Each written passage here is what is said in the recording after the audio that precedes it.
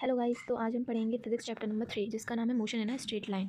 Motion in a straight line के दो parts होते हैं, एक होता है रेस्ट और एक होता है मोशन। तो रेस्ट मतलब होता है व्हेन ऑब्जेक्ट एंड स्टैटिक, उसको हम लोग बोलते हैं रेस्ट। जैसे कि ये एक पेन है और इस पेन को मैंने ऐसे रख दिया है तो ये रेस्ट पे है। अगर इस पेन को मूवमेंट करेंगे तो इसमें मोशन हो जाएगा।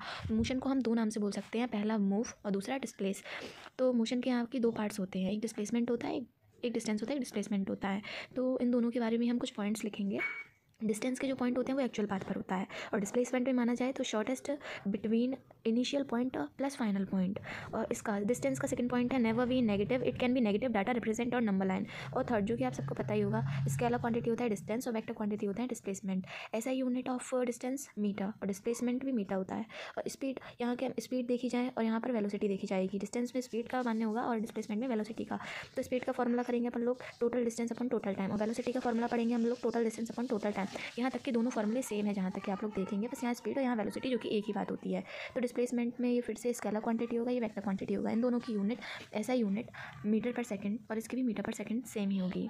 अब हम पढ़ेंगे स्पीड के बारे में। स्पीड दो टाइप्स की होती है, एवरेज स्पीड और instantaneous speed. First average speed अपन लोग यहाँ पे पढ़ेंगे। एवरेज स्पीड को हम कंप्रेशन भी बोल सकते हैं। एवरेज स्पीड फर्स्ट हम इसके दो पॉइंट्स रख सकते हैं। जैसे कि कोई क्वेश्चन है, फॉर एग्जांपल ए है 2 किलोमीटर पर आवर और बी है 30 किलोमीटर पर आवर। अगर हमको एवरेज स्पीड निकालनी है तो हम इन दोनों को प्लस करेंगे और 2 से डिवाइड कर देंगे, क्योंकि हमें दो स्पीड दी गई हुई है तो 25 आंसर आएगा।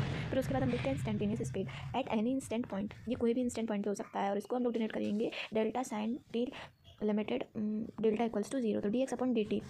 इसका फॉर्मूला हम लिखेंगे sum of observation upon number of observation. इसके बाद हम आएंगे नेक्स्ट टॉपिक वेलोसिटी के ऊपर। वेलोसिटी दो टाइप्स की होती है, पहला एवरेज, दूसरा इंस्टेंटेनियस। ये कुछ इन दोनों के लगभग ही पॉइंट्स हैं, जो कि एवरेज मतलब होता है सेम डायरेक्शन और स्पीड अपोजिट। डायरेक्शन सेम होगा बट स्पीड अपोजिट होगी। यहाँ पे इंस्टेंटेनियस में specific point with direction, initial velocity upon final velocity. Initial velocity को हम यू से डिनोट करेंगे, फाइनल वेलोसिटी को हम वी से डिनोट करेंगे। अब हम पढ़ेंगे एक्सेलरेशन। What is acceleration? ये काफ़ी क्वेश्चन में पूछा जाता है, चाहे वो स्कूल के टेस्ट पेपर्स हों या फिर कोई भी टेस्ट हो, कोई भी लेवल का टेस्ट हो, हर चीज़ में एक्सेलरेशन आता ही है फिजिक्स के टेस्ट में।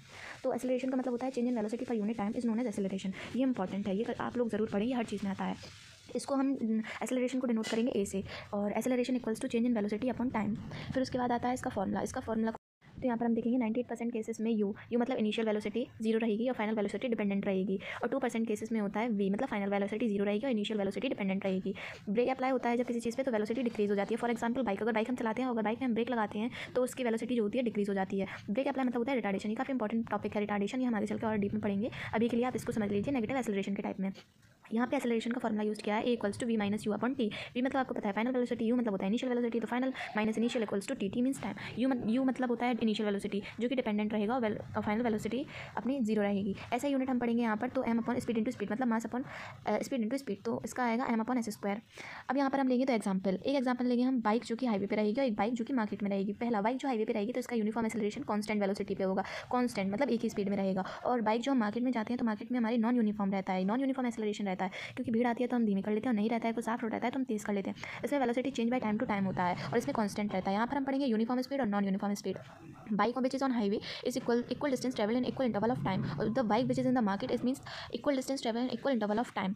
10 metre equals to 1 kilometre, 10 metre equals to 2 kilometre. तो यहाँ पर हम देखेंगे जैसे कोई इंसान 10 मीटर दूरी पर जाता है तो वो 1 किलोमीटर पे जा रहा है, और 10 मीटर पे जा रहा है तो 2 किलोमीटर पे जा रहा है। यहाँ पर देखेंगे आप लोग जैसे कि देख रहे हैं यहाँ पे डिस्टेंस दोनों के चेंजेस हो रहे हैं। डिस्टेंस में चेंजेस क्यों आ रहा है? क्योंकि ये बाइक जो है हाईवे पे ट्रैवल कर रही है और एक बाइक जो है मार्केट में ट्रैवल कर रही है, तो दोनों का सेम डिस्टेंस नहीं होगा, अलग अलग डिस्टेंस होगा, अलग अलग स्पीड होगी, अलग अलग डिस्टेंस होगा, अलग अलग वेलोसिटीज़ होगी, सब कुछ अलग अलग होगा। क्योंकि ये हाईवे पे कर रही है जहाँ पे प्लेन एरिया रहता है, यहाँ पे मार्केट में काफ़ी भीड़ होती है, पब्लिकली भीड़ होती है, जिस वजह से हम लोगों को एक्सेलरेशन अपने कंट्रोल में रखना पड़ता है कि कब ज़्यादा भीड़ है तो हम लोग एक्सेलरेट कम कर लेंगे और कम भीड़ है तो हम एक्सेलरेशन अपने हिसाब से मीडियम और तेज़ या कॉन्स्टेंट जैसे भी रख सकते हैं। ये नॉन यूनिफॉर्म वेलोसिटी है, यूनिफॉर्म वेलोसिटी है, ये स्पेसिफिक डायरेक्शन है, इसका भी स्पेसिफिक डायरेक्शन है।